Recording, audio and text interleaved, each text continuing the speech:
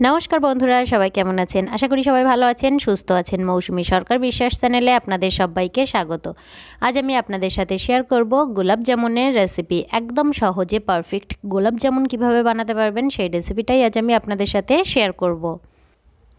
দেখুন, আমি এখানে একটা মিষ্টি আপনাদের কেটে দেখিয়ে দিচ্ছি, আর এই মিষ্টিটা কতটা সুন্দরভাবে হয়েছে আপনারা দেখলেই বুঝতে পারছেন। একদম স্পঞ্জি স্পঞ্জি হয়েছে, ভেতর থেকে কি সুন্দরভাবে রসটা ঢুকেছে আপনারা কিন্তু দেখলেই বুঝতে পারছেন। আর সে এখানে চামচ দিয়ে ঘাঁটছে মিষ্টিটা, ও খাবে বলে।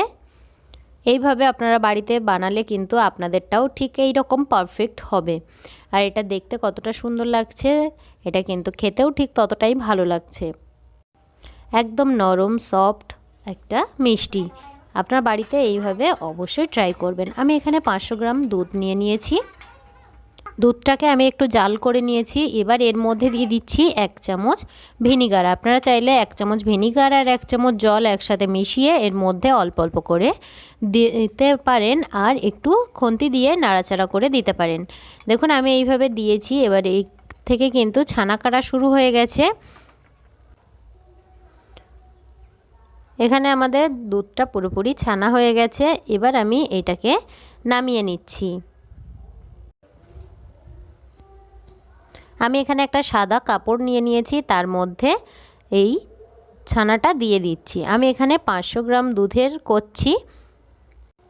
আপনারা চাইলে বেশি পরিমাণে দুধ নিয়েও কিন্তু এই রেসিপিটা বানিয়ে নিতে পারেন। এবার আমি একটু ঠান্ডা জল দিয়ে ছানাটাকে ধুয়ে নিচ্ছি, তাহলে ছানার যে টক ভাবটা সেটা কিন্তু চলে যাবে। কিছুক্ষণ আমি এটাকে একটু ঝুলিয়ে রাখছি। দেখুন, আমি এভাবে চেপে একটু ঝুলিয়ে রেখেছিলাম। এবার এই ছানাটাকে আমি একটা প্লেটের মধ্যে নিয়েছি। এবার এর মধ্যে দিয়ে দিচ্ছি সুজি। আমি এখানে 2 চামচ পরিমাণে দিয়েছি সুজি, আর 2 চামচ দিয়ে দিচ্ছি ময়দা। ময়দা আর সুজির পরিমাণটা কিন্তু একই আমাদের রাখতে হবে। আর এই ছানাটাকে খুব বেশি সময় কিন্তু আমাদের ঝুলিয়ে রাখলে হবে না। এই ছানাটা একদম শুকনো শুকনো আমাদের কিন্তু দরকার নেই, আমাদের একটু জল থাকলেও চলে যাবে। 5-10 মিনিট মতো ছানাটাকে ঝুলিয়ে রাখলে আমাদের কিন্তু এই রেসিপিটা বানানোর জন্য একদম পারফেক্ট ছানা হয়ে যাবে। এবার এর মধ্যে আমি দিয়ে দিচ্ছি সামান্য পরিমাণে একটু সোডা। খাওয়ার যে সোডা হয় সেই সোডা ব্যবহার করেছি, আপনারা কিন্তু বেকিং সোডা ব্যবহার করবেন, বেকিং পাউডার না। এবার আমি এইগুলোকে মেখে নিচ্ছি। এবার এটাকে আমি কিছুক্ষণের জন্য রেস্টে রেখে দেব। দেখুন, আমি ঠিক এই রকমভাবে এটাকে মেখে নিয়েছি। এইভাবে আমি এটাকে একটা বাটি দিয়ে ঢেকে আধ ঘন্টার জন্য রেখে দিচ্ছি। আপনাদের কাছে যদি টাইম না থাকে 20 মিনিটের জন্য হলেও আপনারা এইটা ঢেকে রেখে দেবেন। আমি মাঝে একবার এই ছানাটাকে মেখে নিয়েছিলাম, আর এই সাইডগুলো খুব ভালোভাবে উঠে গেছে। দেখুন, ছানাটাকে আবারও কিছুক্ষণ আমরা ভালো করে মেখে নেব। সুজিটা এখানে কিন্তু জল পেয়ে ফুলে গেছে, তাই এখন ছানাটা একটু শক্ত হয়ে গেছে। আপনাদের কাছে যদি খুব শক্ত মনে হয় তাহলে আপনারা এর মধ্যে একটু জলও অ্যাড করতে পারেন। আমার এটা ঠিকঠাক আছে, তাই আমি কিন্তু এর মধ্যে কোনো জল ব্যবহার করছি না। এবার আমি এই ছানা থেকে ছোট ছোট করে লেচি কেটে নিচ্ছি। এইভাবে আমি সব লেচিগুলো এখানে কেটে নিয়েছি। আমি একটু ছোট সাইজের করেছি, আপনারা চাইলে বড় বড় সাইজের করতে পারেন। আর এই শেপটা আমি গোল দিচ্ছি, আপনারা যে কোনো শেপ দিয়ে এটা বানিয়ে নিতে পারেন। গোলাপ জামুন সাধারণত গোল হয়, আপনারা চাইলে এটা যে কোনো শেপ দিয়ে মিষ্টিটা বানিয়ে নিতে পারেন। দেখুন, আমি এইভাবে খুব ভালোভাবে একটু গোল করে নিচ্ছি। এটা যদি খুব ভালোভাবে গোল না হয় তাহলে কিন্তু ভাজার সময় ফেটে যেতে পারে। আমি এইভাবে সবগুলো বানিয়ে নিচ্ছি। রেসিপিটা ভালো লাগলে লাইক কমেন্ট শেয়ার করার অনুরোধ রইল।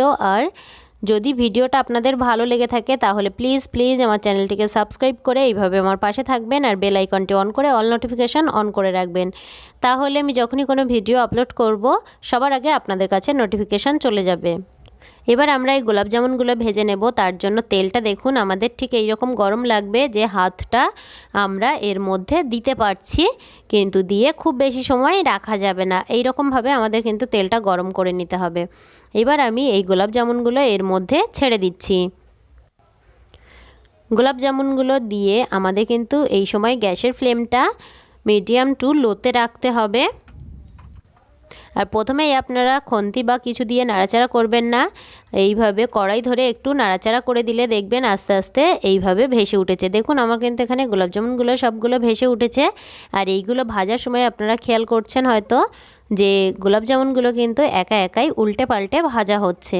তবু আপনারা এইভাবে একটা হাতা বা খুন্তি বা যে কোনো ঝাঁঝরির সাহায্যে এইভাবে একটু নাড়াচাড়া করে দিয়ে দেবেন, তাহলে সব দিকটা খুব ভালোভাবে ভাজা হয়। এইভাবে একটু নাড়াচাড়া করে দিলে 5 থেকে 7 মিনিট আমি এটা লো ফ্লেমে ভেজে নিয়েছি। এবার আমি মিডিয়াম ফ্লেমে ভেজে কালারটা করে নিচ্ছি। দেখুন আমি ঠিক এই রকম কালার করে নিচ্ছি। আমি এইভাবে সবগুলো তুলে নিচ্ছি।